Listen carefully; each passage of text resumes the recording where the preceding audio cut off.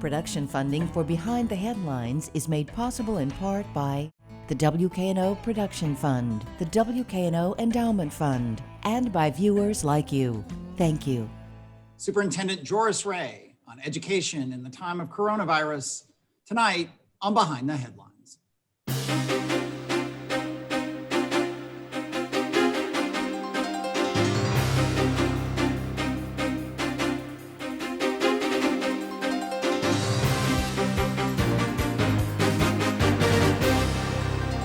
I'm Eric Barnes with the Daily Memphian. Thanks for joining us as we continue to do the show remotely.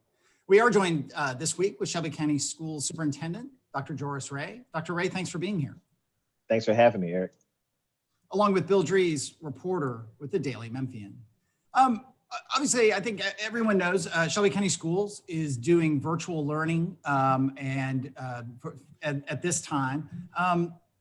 You had said, I think when the school year started, that you wanted to see a case rate of less than 10 single-digit cases per day for 2 weeks before you would get comfortable reopening the schools or having in-person classes. Is that correct? And is that still the metric you're looking for? So, Eric, again, thank you for bringing that up. That's something we're working with our local health department, and we reevaluate our metrics. Again, I think I was out visiting schools and hadn't really connected with my team. But yes, we're working with our local health department. Actually, we meet with them one day next week to really talk about metrics and laying that out. But it's about safety. It's about keeping our students and staff safe, and we do want to see the curve flatten. But also, we want to allow science to guide us in all decision making. Yeah, because I think they're critics no matter what right now, right? I mean, it doesn't matter how anyone responds to coronavirus. There are no great options, I tell you. and I think most people would agree there are no great options right now. The Shelby County case rate, just for perspective, has been around 170 a day for a few weeks. We've been in that 100 to 250 a day for about 6 to 8 weeks. So I think one area of criticism you got areas of praise, was that getting down to 9, 7, 8 was highly unattainable without a vaccine. Are you in a position, given that most, if not all, of the suburban schools opened and most, not quite all, the private schools opened, and I say the in-person learning, and some have shut down because of outbreaks, are you in a position where you can learn from their successes of some schools and the mistakes of others? You're exactly right. We're looking at all options, but you have to understand Shelby County Schools, we're a school district of 100,000+ students. We have over 175 district run schools. So our thinking is a little different on how we proceed with going back to school. We surveyed our parents at the beginning of the year, and we looked at the hybrid option. I think most of the municipal school districts, you have the hybrid option. That means they attend school 2 days a week, and 3 days they may be learning virtually. Our parents, really weren't satisfied with that hybrid option. But also, again, we're triple digits. We have, as you said, 170+ new cases today. And it's about safety. I have to ensure safety for students and teachers and all staff members. And then I have to understand the community that I'm serving. Majority of our students are Black and brown students. And as you know, the coronavirus has definitely hit our community, drastically.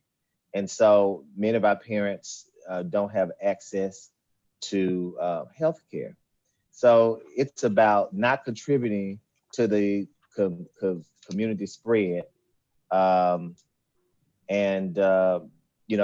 when you're averaging 170+ new cases a day, I think us remaining virtual as of now is the right thing to do. One more question, I'll get Bill in here. You mentioned, I mean, I think, is it 90% of SCS students are Black or brown? It's 80 to 90%, I think I have that right. Correct. The majority of the private schools and the suburban schools are not all, but virtually all are majority white.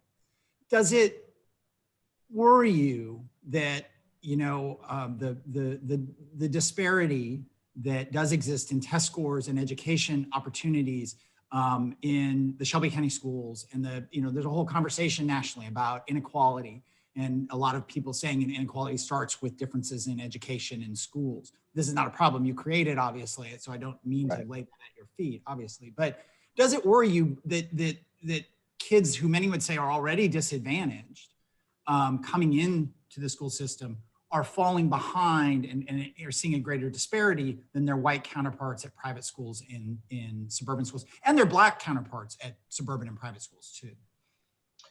You know, Eric, it does worry me, but I believe in our teachers.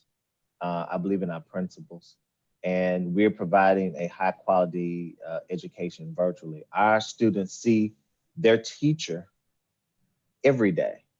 And our teachers are, very excited. They're enthused. They're navigating this new normal, and they're providing high quality instruction.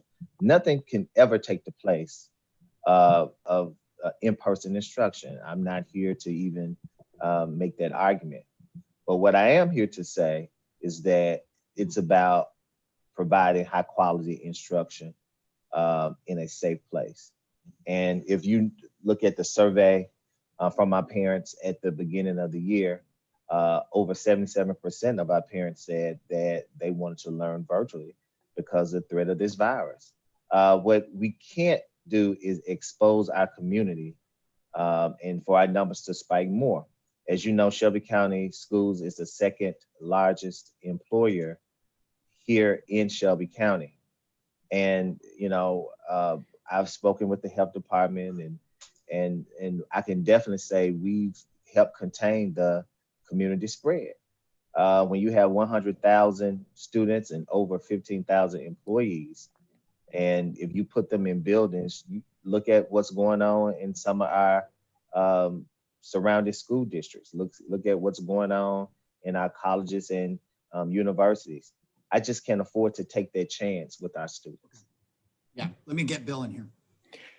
Dr. Ray, Governor Lee this past week talked about some preliminary results that he said show that students are slipping in terms of achievement. And we should point out that this was a general statement about the state and statewide, that there were no specific numbers that I saw on the press conference from the governor about this. What do your numbers show? Because while a lot has happened, I think it's easy to forget that we're really not too far into the school year, and you're probably your teachers at this point are probably just gauging what the kids lost over the summer, correct? Yes, you're exactly right. We're doing our own diagnostics this week. Our teachers are well equipped to assess the students and see where they are. And we actually going to provide a great course of study for our students. So yes, I'm concerned as well with any, we call it COVID slide, but our teachers, they're well prepared and they're excited about teaching. But also, if you noted at the beginning of this year, prior to school starting, I wanted to do a 190-day calendar. But again, listening to the teachers and listening to, parents overwhelmingly, they didn't feel that 190 days was appropriate. But also, I listened to teachers and listened to the work that happened over the summer in our Summer Learning Academy. And our teachers are very dedicated. They're very diligent, and they've been working with students throughout the pandemic. So we're going to continue to see where our students are. We're offering Fall Learning Academy as an option to our parents, where many students will be on fall break. We will have classes So we're going to provide every opportunity for students to learn. But also, I want to talk about the devices. We provided one-to-one devices. Every student in Shelby County School received a device. That device extends the school day and the school week. So we encourage our parents to put students on to do all the um, interventions, if you will. So it will keep students connected to learning. Mhm. That there is also a system that's been set up for parents who have to work and to allow their children to continue to learn online with the school system. How has that system worked so far? It's worked perfectly. We've had a outpouring of partners from the YMCA is one of them that's really opened their doors. Some of the businesses within the community, they provided spaces for students to learn. So it's truly been a community effort. Again, this is not ideal. We're dealing with a virus that's just come in and just swept away everything that we know as normal, but we're making the necessary adjustments. Uh, it's about students continuing to provide students that high quality education, but also it's about keeping them safe because what I can't do is I can't afford to lose one of our precious resources, and I can't afford to take the chance on putting teachers in harm's way. I can't take a chance on allowing these doors to open and contribute to the community spread. Also, we've held stakeholder training to help our partners and parents to navigate this platform, if you will. So we're trying to do everything that we can to ensure that our students continue to learn at a high level. Mhm.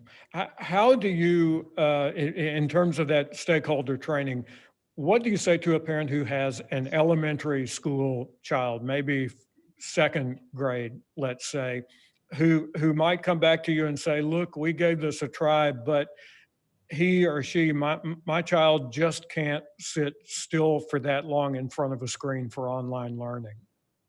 Well, what we did with our schedule, we built in a number of breaks. Of course, the students have asynchronous learning where they're away from the screen.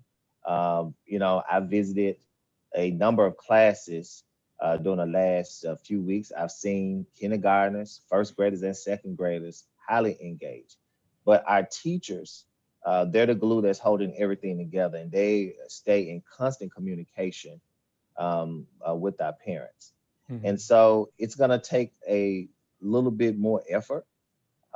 It's going to take us to provide that engaging and exciting lesson virtually, but we've been doing it. If you notice what's going on nationwide here at Shelby County Schools, we started the school year off smoothly. Of course, you had hiccups along the way, small things that even if we were in person, we would normally have. But I would say to that parent, hey, continue to work with your child, continue to be optimistic and to continue to, show grace, not only to your child, yourself, but also to the child's teacher. I would imagine that your online teachers, and I'll throw it back to Eric after this, but I would imagine that your online teachers have to adopt a different skill set for the online portion of the learning. How has that passed and how has that evolved just during the school, the several weeks of school that we've had so far? So there's no secret. We've done 3 years worth of work in 8 weeks. Some say that it couldn't be done, but we did it. Our teachers, they were provided extensive professional development. Our teachers made a major shift and transition in a short period of time. So I'm so proud of the work they put in, and I'm so proud of the instruction that I've seen. Now, let me say this: all of our teachers are teaching virtually. We don't have some teachers in person. We don't have all of our teachers are providing high quality virtual instruction, and they've done it rather seamlessly. And the conversations I've had with teachers, of course, this is new learning. This is a new normal. And I'm so proud of the teachers. They've adjusted quite well. Yeah. Let me, Bill referenced the statewide data. And again, this is from the State Department of Ed, and this is not specific to Shelby County, but their preliminary data said that third graders could suffer a 50% decrease in proficiency rates for reading and 65% decrease for math. The learning loss affects students in early grades the most, and lower, and that performance was disproportionately impacted by race. So some context on those numbers and the challenge you face with this. You said at the beginning that, again, you're in conversation with the health department about what those metrics are to reopen. Is that a conversation that's going to be settled this Friday or next Friday, or is that a conversation that's ongoing and it's a more of an evolutionary look at the numbers? Because some parents might hear that and say, "Oh, we're going to open here pretty soon," but I don't think that's what you meant. But I just want to go back to it. So, Eric, let me say this: the virus dictates the timetable, and it's about working with our health professionals, epidemiologists. We were on a call yesterday. My team. We're on calls every single day. You know, of course, we want our children back in school. I don't want to make any bones about that. Yes, I want them back in school, but I want them back in school when it's safe. And we're going to allow science. We're going to follow the data. We're going to work with our health professionals to ensure the safety of our students. Now, we're not going to negotiate with safety, but also we're not going to compromise on a high quality education either. So yes, we want our students back in school. Yes, we are working tirelessly with our health professionals to see when is a good time to transition back into in-person learning. But whatever we do, we're gonna do it in phases. We're not gonna, just all go back at one time. But I hope to release metrics in the next coming days. After we really, lay it out, after we look at the pattern of the virus, again, we're averaging triple digits. We're still in phase 2. Yeah. We're in phase 2. You made the decision, and recently, all time blurs together, I think, for all of us, but I think within the last week or two, to suspend all sports, high school sports for the fall. Again, there was praise, there was a lot of loud criticism. Is that a decision that is also being constantly evaluated?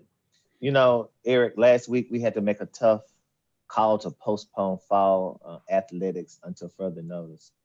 And I recognize that it was not a popular decision, but as I've said all along, our top priority is always safety. But what the pandemic has done, it has unmasked the sobering reality that many of our student athletes view sports as their only escape from suffocating poverty. But we have to address some societal ills, and that's going to take a community of change champions, because it grieves my heart when I hear young people say that sports is their only way out. I know sports connects them to school, don't get me wrong, but sports is not their only way out. School districts can't do this work alone. Sports is a tool, but should not be the only opportunity and exposure for our students. We still believe that education is the great equalizer.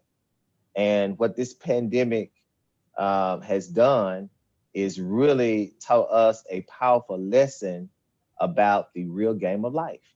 Yeah. And we must empower our students to strive for greatness, yet remain hopeful. Yeah. And again, we talked earlier about the disparities, and our Jeff Calkins in a column quoted from a young man, from a football player from Kirby High, said, this is, to the point you were just making, this is the chance for a lot of kids to get a scholarship. For kids in this city, there are a lot of things more dangerous than COVID-19. Why does everybody get to play when we don't? Referencing the suburban and private schools. That disparity, that this majority, overwhelmingly Black school system is not able to do in-person learning is the most important thing. I'm not at least suggesting otherwise, but sports as well, while it goes on at other schools that are majority white. How much does that weigh on your decision-making, or does it at all? Eric, is like this. It's just like my son at home. I remember telling him that, he couldn't do certain things because of whatever reason. And at the time, I know he was a bit disappointed. Just like our players they're disappointed now. And I want our students to play, and I know our coaches want to coach, and we still hope for the opportunity to do both when conditions improve. Okay. We still have updates soon about opportunities for our juniors and juniors and seniors to participate in combines and showcase events for colleges while sports are postponed. What grieves my heart is when I see biased stories that's printed, and they, lean on emotion and not facts. I've talked to countless student athletes. They've texted me. I've visited. We've talked. They've given me their perspective on why they think they should play.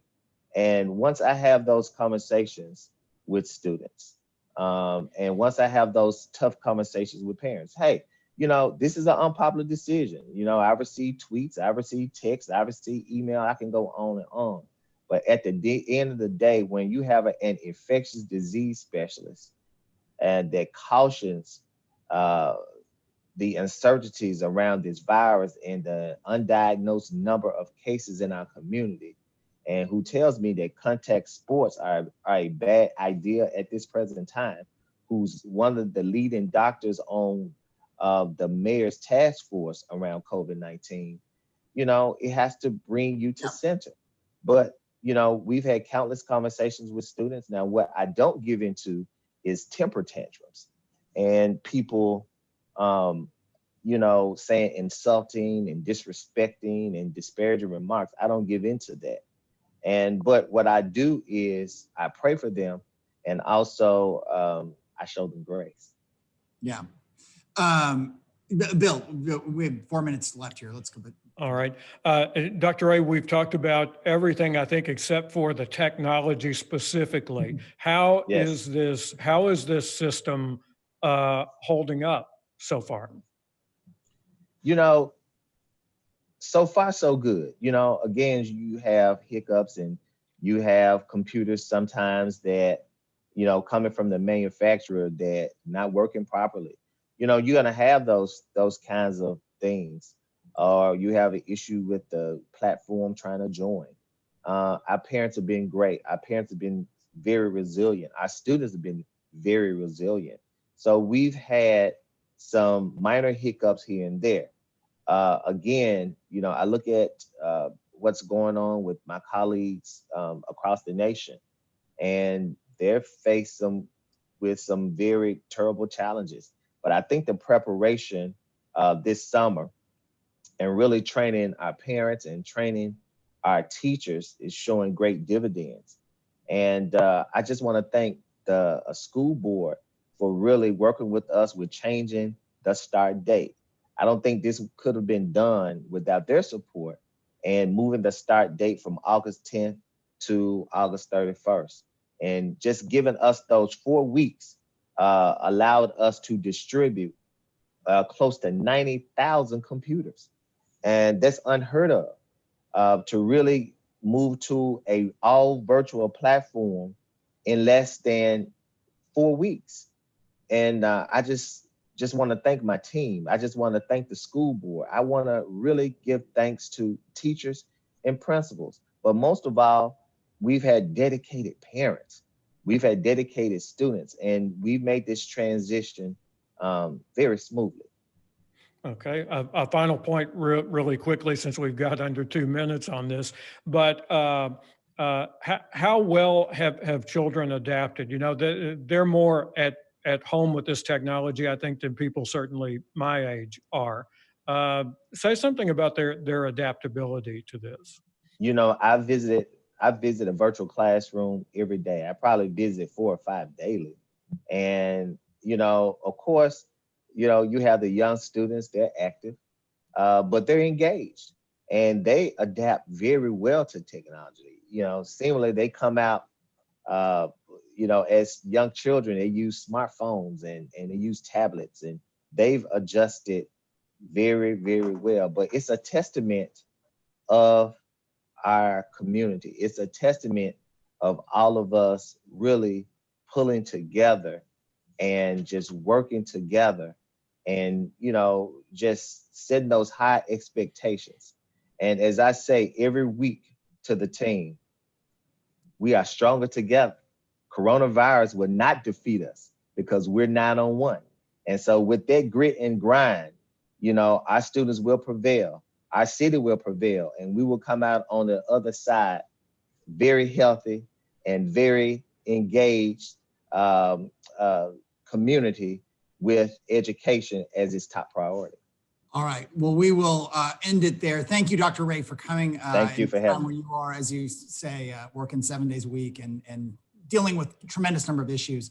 That is all the time we have this week. Remember, you can get past episodes of the show at WKNO.org. You can download the podcast of the show from the Daily Memphian site or wherever you get your podcasts. And I mentioned, I think last week or the week before, that we have passed our 10-year anniversary over something like 520 shows. Sad news that Russ Abernathy, the former WKNO news director, who was a tremendous supporter of the show before we launched and in its early days until he retired, he passed away this week. Our thoughts certainly go out to his family and friends. On that note, thanks, and we'll see you next week.